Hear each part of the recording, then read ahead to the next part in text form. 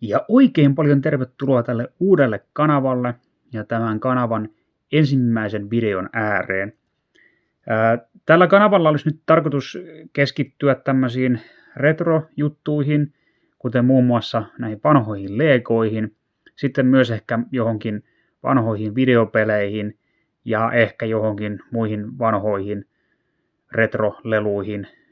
Se jää nähtäväksi sitten, että onko näihin aihepiireihin kiinnostusta, mutta kuitenkin katsotaan sitä mukaan, kun kanava kehittyy, että mistä kaikesta voitaisiin sitten tehdä videoa, mutta kuitenkin niin keskitytään nyt lähinnä tämmöisiin juttuihin, että täältä ei oikeastaan mitään muuta sisältöä sitten ole odotettavissa kuin tämmöistä vähän kevyempää viihdettä niin sanotusti. Mutta ajattelin, että voitaisiin nyt sitten aloittaa kuitenkin näistä legoista ja sitten vielä kaiken lisäksi tästä länkkäriteemasta, kun tämä oli yksi suosikeista lapsuudesta. Ja tämä kyseinen setti on nyt sitten vuodelta 1996 ja setin numero on 6755. Se on tämmöinen Sheriffin toimisto ja tämä kyseinen setti, mikä tässä nyt on, niin on se sama, jonka meikäläinen on lapsena saanut joskus. Muistaakseni olikohan joululahja vai mikä se mahtoi olla, mutta tämä sama setti kuitenkin kyseessä, ihan alkuperäinen. Tässä olisi nyt sitten myös tämän setin alkuperäiset ohjeet säilynyt onneksi aika hyvässä kunnossa, että siinä on myös tommonen kontaktimuovi päällä. Tämä ei ole missään nimessä niitä suurimpia settiä, mitä tähän länkkäriteemaan kuuluu, että siellä oli muun muassa joku semmoinen kylänraitti, missä oli pankkia ja jotakin putiikkia ja pankin rahavaunut ja tämmöistä kaikkea hienoa. Tykkäsin siitä. Muistelisin, että jollain kaverilla se taisi ollakin lapsuudessa. Ja kaikkein hienoin oli ehdottomasti semmoinen iso linnake oikein sitten ja siitä haaveili, mutta en sitä sitten ikinä saanut. Ja en muista, että olisin kyllä kenelläkään sitä ikinä nähnytkään. Että se oli aika harvinainen näkyy kyllä kaikin puolin. Mutta siis siitä huolimatta, että tämä on tämmöinen keskikokoinen setti, niin tämä on kyllä tosi hieno kokonaisuus. Eli tähän kuuluu tuo Sheriffin toimisto ja vankila.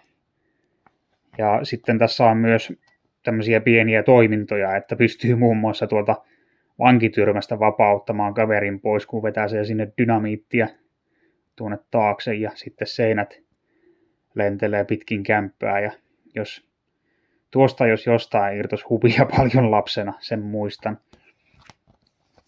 Mutta tosiaan tämmöinen setti kyseessä ja voitaisiin sitten vähän tutustua, että mitä tämä pitää nyt sitten käytännössä sisällään.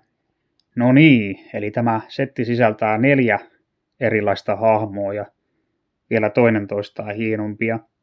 Näillä on kaikilla tosi yksityiskohtaiset ja hienot asut, että tästä voidaan vaikka aloittaa, kun on tämmöinen joku pankkirosvo. Tykkäsin lapsena tästä paljon, kun sillä oli tommoset patruunavyöt ja henkselit ja sitten siltä näyttää pari hammastakin puuttuva tämmönen karski hahmo kyseessä. Ja näillähän oli kaikilla tämmöiset huivit kanssa, mitkä sai sitten käännettyä tuohon suun eteen, että oikein hienoa ja yksityiskohtaista kyllä. Sitten seuraavana on tämä korttihuijari. Tällä on tosi hieno tämä asu. Siinä on noit pelikorttien maatkin siinä takissa. Sitten hänellä on aikamoinen nippu dynamiittia siinä. Ja kultahammas. Se on myös hieno yksityiskohta. Mä en tiedä, näkyykö se nyt tästä hirveän hyvin, mutta kultahammas siellä kimaltelee. Ja silinterihattu totta kai. Tää on niin ihan viimitten päälle hahmo. Sitten seuraavaksi totta kai Sheriffi. Ja Sheriffin tähti löytyy sieltä rinnasta ja hatusta. Ja kunnon asu päällä. Nämä on kyllä siis, näihin on oikein panostettu siihen aikaan. Ei ollut kovin yleistä, että oli näin yksityiskohtaisia. Ja sitten apulaisseriffi totta kai. Ja tuommoiset joku nahkaliivit. Ja punainen kauluspaita ja valkoinen Stetsoni ihan viimitten päälle. Ja sitten yksi hevonen kuuluu myös näihin hahmoihin.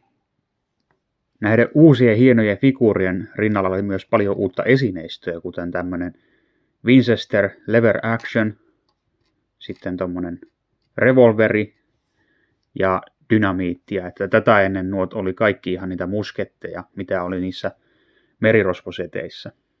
Sitten on tämä itse rakennus tai rakennukset, eli tämä seriffin toimisto ja sitten vankityrmä. Tuossahan pitäisi olla seriffin ikkunoissa myös tarrat ja samaten täällä ylhäällä sellainen seriffikyltti, mutta ne on tullut joskus mukulaan nypittyä irti, se vähän harmittaa, mutta ehkä ne saisi jostain tilattua vielä, varmaan joku saattaa niitä jossain päin maailmaa valmistaakin uustuotantona, en tiedä, pitää selvittää, olisi kyllä hieno, jos saisi ne palautettua. Mutta tosiaan, täällä on tämä vankityrmä, tuolla kanssa ovi aukeaa tuohon suuntaan, ja kattohan tässä on toteutettu näin vaan, että on tuommoiset saranat. Ja sitten tässä vankityrmässä on tosiaan tämmöinen ominaisuus, että tämä yhden seinän saa räjäytettyä irti. Esittelen sen sitten myöhemmin. Ja tuolla on tuommoinen aukko, mistä sitten tarjoillaan vangille evästä. Ja siellä on tuo seriffin toimiston sisätilat, että tämän näköiset rakennelmat. Ja sitten voitaisiin kurkata vähän tuonne sisälle ja noihin ominaisuuksiin, mitä tässä sitten on. Täällä sisällä toimistossa on aikakaudelle tyypillisesti keinutuoli, jossa seriffi voi istuskella ja hörppiä kahvia. Sitten siellä on pöydällä pelikortit ja pöydän sisältä löytyy rahakätkö. Siitä huolimatta, että täällä on vielä tämä kassakaappikin, mutta kassakaappi on tyhjä, kun kaikki rahat on pöydän sisällä jemmassa. Sitten ovihan täältä aukeaa. Ja on tuo veranta, hieno tämä sisäänkäynti ja näin. Sitten etsintäkuulutus siinä edessä kaverista, joka tuolla parhaillaan on putkassa. Ja tähän on putkaan sitten tämä yksi jippo, minkä mä nyt sitten esittelen, että saadaan tuo vanki tuolta pakoon. Täältä vankilan takapuolelta tämä korttihai pääsee hiiviskelemään tuonne ja sitten kun hän laittaa tuon dynamiittinipun tuonne sisälle, niin tapahtuu näin. Ja kaveri on vapaa. Tykkäsin tästä mukulana kyllä todella paljon tästä toiminnosta. Siinä oli hauska laittaa kamaa tuohon eteen ja ukot ja esineet lenteli hienossa kaaressa. No näin se alkaa olla tämä setti käytynä läpi. Eli tämmöinen hyvin upea ja autenttinen länkkärihenkinen setti kyseessä. Ja nämä oli kyllä siis koko tämä länkkärisarja, niin mun mielestä toinen toistaan upeampia. Sitten muistin tuossa, että semmoinen joku vanha kaivoslinnoitus tai joku semmoinen hiukan isompi setti, mitä tämä. Se oli kanssa yksi, mitä ihailin joskus jossain kaupassa. Tämä oli semmoinen ihan niin kuin yksi upeimmista kautta aikaa ja mielestäni tämä länkkäriteema.